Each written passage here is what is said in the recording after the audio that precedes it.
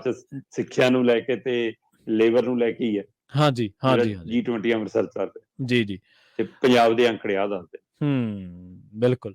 ਸ਼ਰਮਾ ਜੀ, ਜਾਂਦੇ ਜਾਂਦੇ ਗੱਲ ਕਰੀਏ ਇਨਸਾਨੀਅਤ ਦੀ। ਇੱਕ ਖਬਰ ਅਜਿਹੀ ਹੈ ਜਿਹਦੇ ਵਿੱਚ ਇੱਕ ਪਿੰਡ ਨੇ, ਪੂਰੇ ਪਿੰਡ ਨੇ ਇਕੱਠੇ ਹੋ ਕੇ ਇੱਕ ਧੀ ਧਿਆਣੀ ਦੀ ਨਾਨਕ ਛੱਕ ਭਰੀ ਹੈ। ਮਤਲਬ ਪਿੰਡ ਦੀ ਦੋਹਤੀ ਦਾ ਵਿਆਹ ਸੀ, ਜਾਂ ਦੋਹਤੇ ਦਾ ਕਹਿ ਲਓ, ਤਾਂ ਸਾਰਾ ਪਿੰਡ ਹੀ ਨਾਨਕਾ ਛੱਕ ਭਰ ਕੇ ਆਇਆ। ਕਿੱਥੋਂ ਦੀ ਇਹ ਗੱਲਬਾਤ ਹੈ ਤੇ ਪੂਰੀ ਘਟਨਾ ਜ਼ਰੂਰ ਦੱਸਿਓ। ਪ੍ਰਵੀਨ ਜੀ, ਰਾਜਸਥਾਨ ਦਾ ਇੱਕ ਪਿੰਡ ਹੈ ਨੇਠਰਾਣਾ। ਜੀ।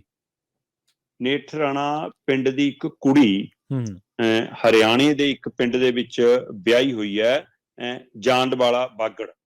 ਠੀਕ ਹੈ। ਇਹ ਫਤਿਆਬਾਦ ਦਾ ਪਿੰਡ ਹੈ ਜੀ। ਤੇ ਉਸ ਪਿੰਡ ਚੋਂ ਵਿਆਹੀ ਹੋਈ ਹੈ। ਉਹਦਾ ਕੁੜੀ ਦਾ ਜਦੋਂ ਗਰੀਬ ਪਰਿਵਾਰ ਤੋਂ ਸੀ ਉਹ, ਹੈਨਾ, ਹਨੂਮਾਨਗੜ੍ਹ, ਰਾਜਸਥਾਨ ਦੇ ਹਨੂਮਾਨਗੜ੍ਹ ਜ਼ਿਲ੍ਹੇ ਦੀ ਜਿਹੜਾ ਨੇਠਰਾਣਾ ਪਿੰਡ ਹੈ, ਉਹਦੀ ਉਸ ਪਿੰਡ ਦੀ ਉਹ ਕੁੜੀ ਸੀਗੀ। ਤੇ ਪਿੰਡ ਵੱਡਾ ਪਿੰਡ ਹੈ। ਠੀਕ ਹੈ, ਹਨੂਮਾਨਗੜ੍ਹ, ਹਾਂਜੀ, ਜ਼ਿਲ੍ਹਾ ਹੈਗਾ ਰਾਜਸਥਾਨ। ਹਾਂ, ਉੱਥੇ ਦੀ ਉਹ ਕੁੜੀ ਹਰਿਆਣਾ ਦੇ ਜਦੋਂ ਪਿੰਡ 'ਚ ਵਿਆਹੀ ਹੋਈ ਸੀ ਤਾਂ ਗਰੀਬ ਪਰਿਵਾਰ ਤੋਂ ਸੀ। ਠੀਕ ਹੈ। ਵਿਆਹ ਤੋਂ ਬਾਅਦ ਉਹਦੇ ਬਾਪੂ ਬੇਬੇ ਵੀ ਚੜ੍ਹਾਈ ਕਰ ਗਏ ਜੀ।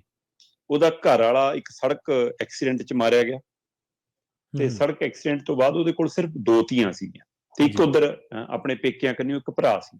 ਭਰਾ ਨੇ ਵਿਆਹ ਨਹੀਂ ਕਰਾਇਆ, ਕੁਛ ਨਹੀਂ ਕਰਾਇਆ, ਉਹ ਸਾਧ ਬਣ ਗਿਆ। ਠੀਕ ਹੈ। ਤੇ ਸਾਧ ਬਣਨ ਤੋਂ ਬਾਅਦ ਕੁਝ ਸਮੇਂ ਬਾਅਦ ਉਹ ਵੀ ਚੜ੍ਹਾਈ ਕਰ ਗਿਆ ਇਸ ਦੁਨੀਆ ਤੋਂ। ਜੀ। ਤੇ ਜਦੋਂ ਚੜ੍ਹਾਈ ਕਰ ਗਿਆ ਤਾਂ ਪਿੰਡ 'ਚ ਜਿੱਥੇ ਉਹ ਰਹਿੰਦਾ ਸੀਗਾ ਉੱਥੇ ਉਹਦੀ ਸਮਾਧ ਬਣ ਗਈ, ਸਾਧ ਹੋਣ ਕਰਕੇ। ਤੇ ਹੁਣ ਇਹ ਜਿਹੜੀ ਰਾਜਸਥਾਨ ਦੇ ਹਨੂਮਾਨਗੜ੍ਹ ਜ਼ਿਲ੍ਹੇ ਦੀ ਨੇਠਰਾਣਾ ਪਿੰਡ ਦੀ ਕੁੜੀ ਸੀ, ਇਹ ਜਿਹੜੀ ਹਰਿਆਣੇ 'ਚ ਵਿਆਹੀ ਹੋਈ ਸੀ, ਇਸ ਦੀ 2 ਹੀ ਕੁੜੀਆਂ ਦਾ ਵਿਆਹ ਆ ਗਿਆ ਜੀ।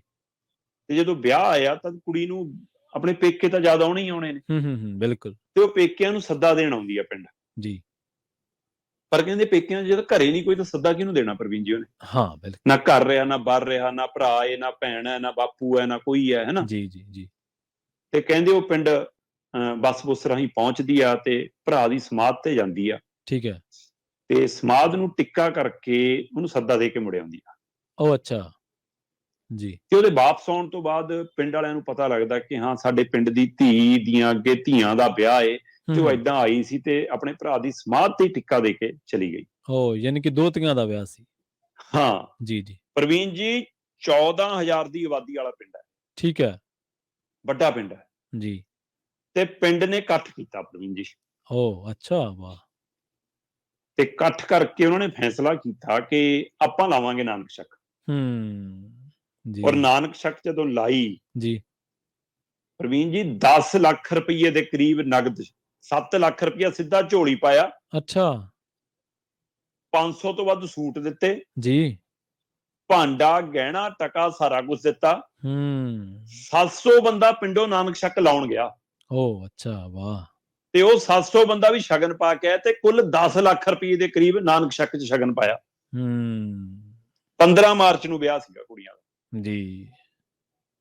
ਤੇ ਉਹ ਕੁੜੀ ਤੇ ਉੱਥੇ ਦਾ ਪਿੰਡ ਜੀ, ਹਰਿਆਣੇ ਵਾਲਾ, ਹਾਂਜੀ, ਮਤਲਬ ਉਹ ਉਸ ਮਿੱਟੀ ਨੂੰ ਮੱਥਾ ਟੇਕਦੇ ਰਹੇ ਕਿ ਉਹ ਕੁੜੀ ਕਹਿੰਦੀ ਕਿ ਬਿਨਾਂ ਭਰਾ ਵਾਲੀਆਂ, ਬਿਨਾਂ ਪਿਓ ਵਾਲੀਆਂ, ਅੱਜ ਲੱਗਦਾ ਕਿ ਇੰਨੇ ਭਰਾ, ਇੰਨੇ ਬਾਪ ਖੜੇ ਨੇ। ਸੋ ਮਤਲਬ ਇਹ ਰਿਸ਼ਤੇਦਾਰੀ ਜਿਹੜੀ ਹੈਗੀ ਆ ਸਾਡੇ 'ਚ, ਇਹ ਜਿਹੜੀ ਸਾਡੀ ਆਪਸੀ ਸਾਂਝ ਹੈਗੀ ਆ, ਇਹਦਾ ਮਤਲਬ ਅਜੇ ਸਾਡੀ ਮਿੱਟੀ 'ਚ ਬਰਕਰਾਰ ਆ ਪ੍ਰਵੀਨ ਜੀ। ਹੈਗੀ ਬਿਲਕੁਲ। ਅਜੇ ਸਾਡੀ ਮਿੱਟੀ ਇੰਨੀ ਮਰੀ ਨਹੀਂ ਆ, ਚਾਹੇ ਅਸੀਂ ਜ਼ਹਿਰਾਂ ਇੰਨੀਆਂ ਪਾ ਲਈਆਂ, ਚਾਹੇ ਅਸੀਂ ਪੈਸਿਆਂ ਦੀ ਦਲਦਲ 'ਚ ਇੰਨੇ ਧਸ ਗਏ, ਪਰ ਜਦੋਂ ਉਹਨੂੰ ਕਰੋਦੋ ਤਾਂ ਉਹਦੇ ਵਿੱਚੋਂ ਕੋਈ ਚੰਗਾ ਬੀਜ ਫੁੱਟਦਾ। ਔਰ ਇਹ ਰਾਜਸਥਾਨ ਦੀ ਮਿੱਟੀ ਨੇ ਦਿਖਾਇਆ ਕਿ ਇਸ ਮਿੱਟੀ ਦੇ ਵਿੱਚ ਇਹ ਸਾਰੀ ਜਿਹੜੀ ਉੱਤਰੀ ਭਾਰਤ ਦੀ ਸਾਡੀ ਮਿੱਟੀ ਆ, ਜਿਹੜਾ ਕਿਸੇ ਸਮੇਂ ਸਾਰਾ ਇੱਕੋ ਪੰਜਾਬ ਸੀ, ਇਹ ਉਸ ਪੰਜਾਬ ਦੀ ਮਿੱਟੀ ਆ ਜਿਹਦੇ ਵਿੱਚ ਉਹ ਜਰਖੇਜ ਅਜੇ ਵੀ ਕਣ ਬਾਕੀ ਨੇ। ਕਿ ਉਹ ਪਿੰਡ ਸਾਰਾ ਉੱਠ ਕੇ 700 ਬੰਦਾ ਨਾਨਕ ਛੱਕ ਤੇ ਗਿਆ। ਕਿਤੇ ਤਾਂ ਉਹ ਕਹਿੰਦੀ ਜੇ ਪਿਓ ਹੁੰਦਾ ਸ਼ਾਇਦ ਉਹ ਵੀ ਇਕੱਲਾ ਹੀ ਆਉਂਦਾ, ਜੇ ਭਰਾ ਹੁੰਦਾ ਸ਼ਾਇਦ ਉਹ ਵੀ ਇਕੱਲਾ ਹੀ ਆਉਂਦਾ। ਤੇ ਉਹ ਪਤਾ ਨੀ, ਕਹਿੰਦੀ ਉਹ ਤਾਂ ਮਤਲਬ ਇੰਨੇ ਜੋਗੇ ਸਮਰੱਥ ਵੀ ਨਹੀਂ ਸੀ ਕਿ ਕੁਝ ਕਰ ਪਾਉਂਦੇ। ਸੋ ਇਸ ਲਈ 7 ਲੱਖ ਰੁਪਈਆ, 500 ਤੋਂ ਵੱਧ ਸੂਟ, ਭਾਂਡੇ, ਟਕਾ, ਗਹਿਣਾ, ਫਿਰ ਉਹ ਤੋਂ ਬਾਅਦ 700 ਬੰਦਿਆਂ ਦਾ ਨਾਨਕ ਛੱਕ ਤੇ ਆਉਣਾ ਤੇ 700 ਦੇ ਸ਼ਗਨ ਵੱਖਰੇ ਆਪਣੇ ਕੋਲੋਂ ਵੱਖਰਾ ਪਾਉਣਾ। ਤੇ ਉਹ ਸਾਰਾ 10 ਲੱਖ ਦੇ ਕਰੀਬ ਨਾਨਕ ਛੱਕ ਹੋਈ। ਤੇ ਅੱਜ ਪੂਰੇ ਇਲਾਕੇ 'ਚ ਉਸ ਪਿੰਡ ਦੀ, ਨੇਠਰਾਣਾ ਪਿੰਡ ਦੀ, ਤੇ ਉਸ ਨੇਠਰਾਣਾ ਪਿੰਡ ਦੀ ਧੀ ਦੀ ਤੇ ਉੱਥੋਂ ਦੇ ਵਾਸੀਆਂ ਦੀ ਦੁਨੀਆ ਭਰ 'ਚ ਤਾਰੀਫ ਹੋ ਰਹੀ ਹੈ ਪ੍ਰਵੀਨ ਜੀ। ਸਲਾਮ ਹੈ ਇਹੋ ਜਿਹੇ ਲੋਕਾਂ ਨੂੰ। ਜੀ ਬਿਲਕੁਲ। ਦੇਖੋ ਸ਼ਰਮਾ ਜੀ, ਜਿਹੜੀਆਂ ਸਿਆਸੀ ਖਬਰਾਂ ਤਾਂ ਦੇਖੋ ਚੱਲਦੀਆਂ ਰਹਿੰਦੀਆਂ, ਸਾਰਾ ਕੁਛ ਇਹਨਾਂ ਖਬਰਾਂ ਦੀ ਦੁਨੀਆ ਦੇ ਵਿੱਚ ਬਥੇਰਾ ਕੁਛ ਨਕਾਰਾਤਮਕ, ਸਕਾਰਾਤਮਕ ਵਾਪਰਦਾ ਰਹਿੰਦਾ। ਇਹ ਨਸ਼ੇ ਪਿੱਛੇ ਪਿਓ ਦਾ ਕਤਲ ਕਰਤਾ, ਭਰਾ ਦਾ ਕਤਲ ਕਰਤਾ, ਭੈਣ ਦਾ ਕਰਤਾ, ਘਰ ਵਾਲੀ ਦਾ ਕਰਤਾ, ਮਾਂ ਦਾ ਕਤਲ ਕਰਤਾ। ਇਹ ਅਕਸਰ ਖਬਰਾਂ ਆਪਾਂ ਵੇਖਦੇ ਆ, ਪੜ੍ਹਦੇ ਆ, ਸੁਣਦੇ ਆ, ਲੋਕਾਂ ਤੋਂ ਸੁਣਦੇ ਆ। ਲੱਗਦਾ ਕਿ ਸ਼ਾਇਦ ਚੰਗਿਆਈ ਵਿਚਾਰੀ ਕਿਤੇ ਪਰ ਲਾ ਕੇ ਉੱਡ ਗਈ ਹੈ, ਪਰ ਜਦੋਂ ਐਸੀਆਂ ਖਬਰਾਂ ਸੁਣਦੇ ਆ ਉਦੋਂ ਤੁਹਾਡਾ ਫਿਰ ਇਨਸਾਨੀਅਤ ਦੇ ਵਿੱਚ ਵਿਸ਼ਵਾਸ, ਭਰੋਸਾ ਬਰਕਰਾਰ ਹੁੰਦਾ, ਜਾਗਦਾ। ਤੁਹਾਨੂੰ ਲੱਗਦਾ ਕਿ ਨਹੀਂ, ਚੰਗਿਆਈ ਕਦੇ ਵੀ ਪਰ ਲਾ ਕੇ ਨਹੀਂ ਉੱਡ ਸਕਦੀ, ਚੰਗਿਆਈ ਹੈ, ਪਰ ਇਹ ਕਈ ਵਾਰੀ ਬੁਰੀਆਂ ਜਿਹੜੀਆਂ ਚੀਜ਼ਾਂ ਨੇ, ਨਕਾਰਾਤਮਕਤਾ ਜਿਹੜੀ ਆ ਉਹ ਜ਼ਿਆਦਾ ਹਾਵੀ ਹੋ ਜਾਂਦੀ ਹੈ। ਪਰ ਇਹਦਾ ਮਤਲਬ ਇਹ ਨਹੀਂ ਹੈ ਕਿ ਸੱਚਾਈ ਤੇ ਸਕਾਰਾਤਮਕਤਾ ਖਤਮ ਹੋ ਗਈਆਂ, ਨਹੀਂ ਹੁੰਦੀਆਂ। ਸੋ ਇਹ ਸਾਰਾ ਪਿੰਡ ਆ ਜਿਹੜਾ ਉਹ ਵਧਾਈ ਦਾ ਪਾਤਰ ਹੈ, ਸ਼ਲਾਘਾ ਦਾ ਪਾਤਰ ਹੈ ਕਿ ਉਹਨਾਂ ਨੇ ਆਪਣੀ ਧੀ ਦੀ, ਪਿੰਡ ਦੀ ਧੀ ਧਿਆਣੀ ਦੀ ਲਾਜ ਰੱਖੀ। ਅਕਸਰ ਹੀ ਆਪਾਂ ਪਿੰਡਾਂ 'ਚ ਵੇਖਦੇ ਹਾਂ ਨਾ, ਜਦੋਂ ਕੋਈ ਕੁੜੀ ਕੋਈ ਸਹੁਰੇ ਘਰੋਂ ਆਉਂਦੀ ਹੈ ਤੇ ਜਿੱਥੇ ਕਿਤੇ ਵੀ ਲੰਘਦੀ ਹੈ ਤੇ ਉਹਦੇ ਸਿਰ ਤੇ ਹੱਥ ਰੱਖਦੇ ਆਪਾਂ।